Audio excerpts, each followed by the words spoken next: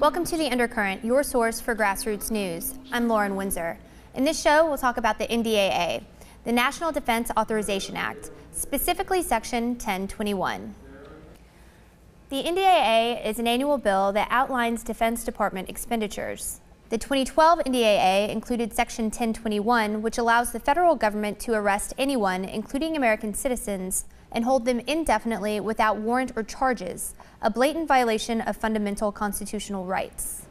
A coalition of activists, journalists, and whistleblowers, led by author and war correspondent Chris Hedges, filed suit against President Obama over the 1021 provision. In May of 2012, Judge Catherine Forrest ruled 1021 unconstitutional and issued a temporary restraining order for the plaintiffs. The Obama administration immediately filed appeal and won a stay against Judge Forrest's injunction. On Wednesday, February 6, 2013, the Second Circuit Court of Appeals heard oral arguments in Hedges v. Obama. A lawyer for Senators Kelly Ayotte, Lindsey Graham, and John McCain defended the government's position in an amicus brief and in court. After the hearing, the plaintiffs held a press conference in Foley Square. It appears that there's been a deliberate conflation of the powers of indefinite detention under the Authorization for Use of Military Force from 2001, which allowed George Bush and company to go after terrorists. It had a very narrow three classes of people that the AUMF applies to. It's people who participated or planned the 9/11 attacks, members of Al-Qaeda or the Taliban. That's it. Very, very narrow. The government keeps claiming over and over again that the AUMF and NDAA are exactly the same, but 1021b2 does two things. It possibly retroactively legalizes the fact that they have been over broadly interpreting the AUMF for who knows how long, perhaps since 2001. It's a huge quagmire. Our case is potentially the latch on Pandora's box here. We threaten to expose the fact that possibly two administrations have been over broadly, possibly illegally interpreting a law, the AUMF. What seems to me very clear is that the three senators who were advising, who were arguing this for the indefinite detention without charges of American citizens against the Fifth Amendment is well described as an enemy of the Constitution of the United States. Your name? Chris? My name is Chris Hedges. In the case Hedges versus Obama. He is the captain. He's the captain. We've undergone a corporate coup d'etat. There is no impediment left now to corporate power, and the corporate state understands that as the economy continues to deteriorate, as the effects of climate change, and we just bore the brunt of that with Hurricane Sandy, over $70 billion worth of damage kicks in, there will be inevitable blowback on a betrayed population. And what's happening in this court now is the last thin line of defense between protecting what is left of our anemic democracy and the imposition of a military state. Corporate state knows what it's doing. If the Congress had put in one small sentence saying that U.S. citizens were exempt from this legislation, we would all pack up and go home, but they will not. Because as Senator Graham pointed out, it is designed to detain U.S. citizens. And the bottom line is, as this unrest continues, the corporate state does not trust the police to protect them. It wants the ability to call in the military. I've covered the WikiLeaks release of JTF memoranda known as the Guantanamo Files and revolutions across the Middle East and North Africa. I've conducted hours of interviews with former Gitmo prison guards, detainees, defense lawyers, and human rights activists. For the last year, I've covered the U.S. investigation of WikiLeaks, and to date, I've published the only publicly available transcripts for the secret prosecution of Bradley Manning taking place at Fort Meade. Because of my work as a journalist, government contractors attempted to falsely link a group, which I helped found, whose only purpose is to support campaign finance reform in the United States, to Al-Qaeda. I have actually been detained by the U.S. government a number of times where they denied me access to a lawyer, where they told me that I would maybe never even get a trial, where they actually threaten. When they talk about these things in a sort of abstract sense here in this court, and they say it's only for enemies, well, they've actually called me a terrorist. I've had members of the U.S. Army detain me on U.S. soil. And actually, And I know that I'm not the only one. And if I had been a Muslim American in the last 10 years, I probably would have had it a lot worse for the last 10 years. But the point is that it's not an abstract thing. And what these people are fighting here today is one of the most important court cases that is happening in America right now. Senators McCain, Graham, and Ayotte had authored 1021. They were seeking to give clarification to the court over their wording of the clause, correct? Well, they weren't trying to clarify the wording. They were trying to say, look. Or give insight into their formulation of it, like what would... They're trying to say this is meant to follow the law of war under the authorization of Congress for the government to go into war in Afghanistan. It's not meant to cover journalists or anyone else. And we turn around and say, we don't know what your motive is in Congress. We can only look at the law. And the law says whoever substantially supports these groups can be detained by the military. And the trial... And what does substantially mean? We don't know what substantially means. There's no definition. This is not a word that's used in the law very often because it's completely vague. We don't detain people based on this concept of, have they done enough to warrant being put away? Speech is always protected. If 1,000 Arab Americans want to scream death to America in the public square, they're allowed to do it. Just because they may be associated with extremist groups doesn't give the government the right to detain them. And the government's saying, well, we have the right to detain speech that's not independent. This is a major threat to free speech, and I think your viewers who respect free speech really need to be aware of that. Tell us about your participation in the Hedges case. Our participation stems from the fact that as one of the first whistleblowers after 9/11, I was deemed to be a traitor and a turncoat and a terrorist sympathizer. And so I ended up going on to represent other whistleblowers who are now being tried under the Espionage Act and called enemies of the state.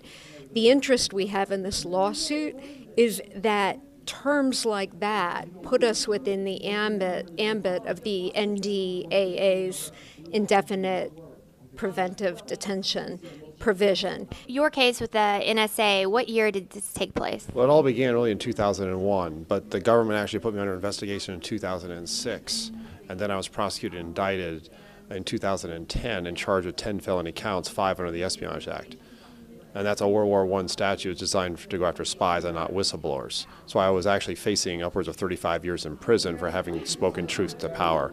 I revealed and disclosed government wrongdoing illegalities, including the secret surveillance warrantless wiretapping program, as well as massive multi-billion-dollar fraud, waste, and abuse that was being committed by the U.S. government. In your case with Lind, how long did that take to clear you of your charges? Well, that's a very interesting question. It took a number of years before they dismissed the criminal investigation, but then they referred me to the state bars in which I'm licensed as an attorney, and that is still pending 10 years later. So could you quantify the amount of physical, financial, emotional stress as a result of these charges just for exercising constitutional rights and obligations as a whistleblower? Sure. I think I can speak safely for Tom and myself and a number of other clients that it sends you on the verge of bankruptcy. You end up taking out a second mortgage on your house. It wreaks havoc on your family and your finances, and it ends up leaving you blacklisted, so you're unemployed and unemployable when you had served your country for years and even decades.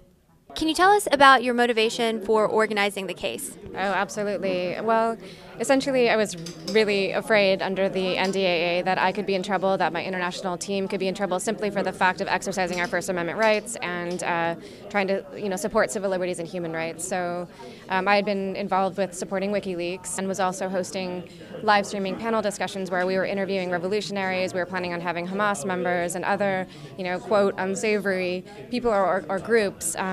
And the language of this law made me feel that I was very much in trouble, possibly. So I decided to gather together a few people. Chris Hedges had filed, and I approached him to see if we could join. And then I basically tapped people I knew who were just as afraid or even more afraid than I was, and people who together we could all kind of, it's basically help the court see the forest for the trees. The war on terror has no geographic or temporal boundaries, and even terrorism itself is not well defined. And with these new terms, associated forces, substantial support, independent journalism or advocacy versus dependent, those are all undefined things. They've never been figured out in case law. Earlier, I shouldn't say earlier this year, is actually late last year. In December, there was an amendment introduced by the Senate. Senators Dianne Feinstein and Mike Lee sought to clarify the NDAA so that it said very specifically that nothing could be construed to deny constitutional rights or habeas corpus. What happened with that? Well, essentially, we put a lot of pressure on that process, and people might be surprised to hear this, but we didn't want that amendment. The reason we didn't want that amendment is that it was unfortunately so poorly worded that it actually made things worse. They really need to consult civil liberties attorneys before they write amendments like that, because I think that Feinstein, her MO was it was great. She was trying to fix something. But the way that amendment was worded was very dangerous. And I actually did talk to people on the House Armed Services Committee. I've talked to people in Congress quite extensively over this. They agree with our stance, they agree with our case, and they were worried about the amendment as well, and they switched their votes. What motivated you to initiate this case? Well, as a foreign correspondent, I had spent significant time with individuals or groups, including Al-Qaeda, that are listed on the State Department terrorism list. There's no exemption for journalists. When you're traveling with these groups, when you're writing about these groups and presenting their viewpoints, I know from having covered the conflicts in Central America in the early 80s that you are branded as a fifth columnist, as a sympathizer, as even a member of these groups. The Reagan administration regularly denounced reporters that were covering the atrocities in El Salvador during the war, where I was, or in Nicaragua in the Contra War. So this gives it legal clout. They just don't linguistically attack you as a terrorist, but now they can legally treat you as a terrorist. Have you personally been detained? Overseas, yes. I've been detained by innumerable governments, including the United States government. Bradley Manning was held in 2010. This law came about in 2011. Do you think that the case of Bradley Manning, this law was written in order to justify their treatment of him? No. I think that this law was written because the corporate state understands very well, given the continued economic disintegration, the effects of climate change, that there will be some kind of blowback, some kind of instability, and they want to put the military out on the streets in order to crush any kind of dissent or unrest. So you see this as like a pre-industrial system collapse maneuver? Post-industrial. This is... You know what I'm saying? A pre-industrial age collapse, like the industrial economy as we know it, the collapse of it. Look, pre-collapse, not pre-industrial, but pre-collapse. We're already watching Greece, Portugal, Spain disintegrate. This is a global system that's going down. And I think the government is trying to accrue to themselves as much power as possible to maintain control, even if that means putting the military on the streets. You can find more coverage of the events of February 6th in Part 2 of this NDAA special. I'm Lauren Windsor. Thanks for watching. Get pulled in to the Undercurrent. With the truth pulled over my eyes with the evil forces that compromise my state of mind. Have I been hypnotized to believe in lies with the monologue questioning God like Habakkuk? Cause the odds keep stacking up. Where is the illumination for the human nation?